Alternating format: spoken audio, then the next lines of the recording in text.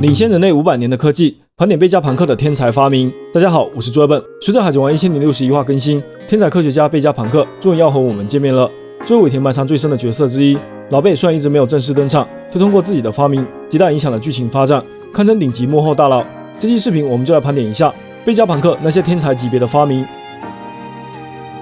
在海贼王的世界观里，黄土大陆和伟大航路把世界海洋分割成了东南西北4片海域。伟大航路因为两侧的无风带，使得普通船只无法直接进入，必须走颠倒山，经过双子甲才能顺利进入这条航线。但是贝加庞克的发明改变了游戏规则，在漫画433话，路飞与科比被鲁梅伯冲锋，就对他们出现在伟大航路感到非常不可思议。而海军之所以能够自由进出伟大航路，即是因为使用了底部装有海螺石的军舰，这种装置散发着大海的能量，能够避开大部分海王类的攻击，而它正是来自贝加庞克。所以在1061话中，路飞听到贝加庞克的名字会有印象，即是当年科比告诉他的。路飞虽然平时吊儿郎当，但是伙伴们的话总能记住。海螺石军舰发明后，无风带不再成为天堑，处于无风带的岛屿也失去了天然的保护。所以在七武海制度被废除后，科比才能带领海军舰队大举进攻汉乌克所在的亚马逊百合。这样看来，科比与贝加庞克有很深的缘分。路飞也是通过科比间接认识了老贝。其实无风带之所以不适合航行，还有一个重要原因是无风。海贼王中大部分船只都是帆船，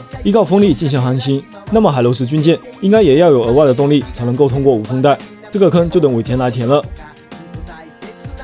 岛屿供暖系统是出现在未来之国巴尔基摩亚的神奇发明。这座岛屿中心有一座奇怪的山，形状像天气球一样，这是贝加庞克小时候没有完成的岛屿加热系统。巴尔基摩亚是一座气候严寒的岛屿，周围甚至常年飘着大量浮冰，没有一定程度的破冰船无法进出。这点和1061话出现的弹舰岛非常相似。贝加庞克发明供暖系统的初衷，是因为同情饱受寒冷痛苦的家乡。虽然最后没有成功，但是巴尔基摩亚的人们都很感激，一直在盼着他回来。而我们现在看到的弹舰岛中心那块巨大的淡河山岩，很可能就是贝加庞克新岛屿供暖系统。它改变了弹舰岛的寒冷气候，即便周围海域依然是极寒暴雪，但岛屿上却十分温暖，甚至还长着热带植物椰子。这也能解释为什么弹舰岛周围有巨大的暖水窝，它由巨大的海流温差形成，也说明周围有一个热源。未来贝加庞克把这项技术带回巴尔基摩亚，就能造福家乡了。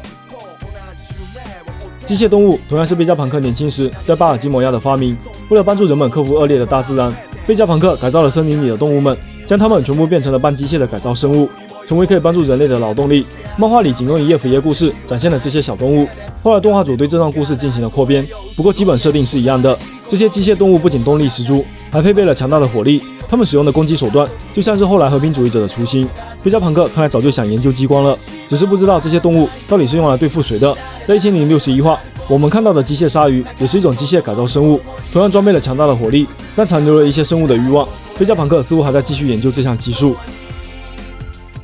重头戏来了，和平主义者的出现改变了伟大航路的势力平衡。这种强大的人间兵器成为海军对抗海贼的又一杀器。2年前的和平主义者在香波地群岛首次登场，与当时崭露头角的超新星们交手，立刻展现出近乎碾压的战斗力。这个版本的和平主义者以七武海巴索罗米大熊为原型，复刻了大熊坚硬的身体，同时还以某种技术得到了类似黄猿闪闪果实的攻击力，能够发射出强烈的激光。仅凭这2项就已经让一般海贼无法招架。和平主义者的程序中还具备识别海贼的能力，能够自动检测范围内的海贼，并认出他们的身份和悬赏金，越来越有终结者的味道了。这批和平主义者在虐待完超新星后，很快在顶上战争中大显身手，给白垩子海贼团造成了巨大压力。2年后，和平主义者的升级版赤天使在海军攻打女儿国的战斗中首次亮相，外观酷似原七武海鹰眼和汉顾克小时候的模样，同时还有着露纳里亚族的特征，黑色双翼、褐色皮肤和白色头发，其中一个还拥有星星状的瞳孔。2名赤天使展现出了更加强大的战斗力，堪比鹰眼的巨大斩击，以及和露纳里亚族一样近乎无敌的身体，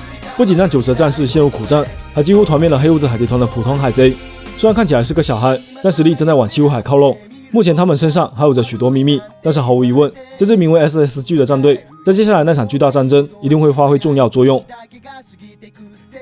血统因子被誉为生命设计图的重大科学发现，是贝加庞克及其率领的 MAS 科学团队的研究成果。不过从罗的语气来看，贝加庞克是主要发现者。血统因子有点像现实世界中的基因工程，通过应用血统因子，不仅可以复制出想要的生命体，还能加以改进，创造出更加强大的生命体。贝加朋克在潘克哈萨德岛上曾经创造出了2条飞龙，有着和传说中一样的喷火与飞行能力。如果继续应用这项技术，说不定那些灭绝的上古时代生物都能重现人间。基于血统因子理论，贝加朋克还在潘克哈萨德进行了相当长时间的人类巨大化实验，但一直没有成功。凯多麾下的盲霸者即是从潘克哈萨德买回来的古代巨人族实验的失败品，但目前还无法确认盲霸者就是贝加朋克的作品。纳美等人曾经在潘克哈萨德的冰窟中见到了大量穿着球衣被冻僵的巨人，很可能就是被用于提取巨人族的血统因子。潘克哈萨德被炸毁后，贝加朋克也许改变了研究方向，不再追求巨大化，而是利用血统因子达到强大的人间兵器。车天使所拥有的卢兰里亚族特征，很可能就是用进的血统因子打造。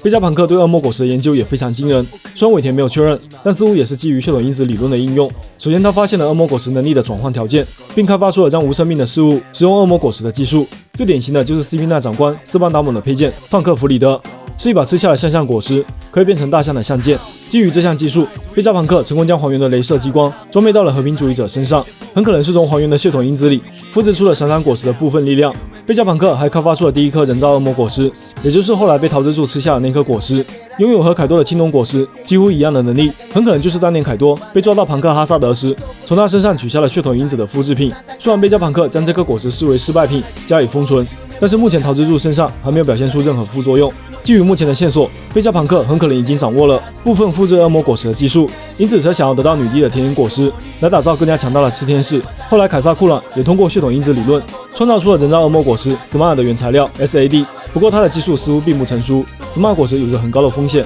以上就是目前海贼王中比较重要的贝加朋克发明盘点啦。其实还有一些比较零散的发明，比如庞克哈萨德篇中凯撒手下所穿着的防毒服也是贝加朋克的发明。凯撒一直想要证明自己比贝加朋克更强，但一直被贝加朋克的技术按在地上摩擦。期待一下接下来弹尖岛的冒险吧。我是朱尔本，下期见啦。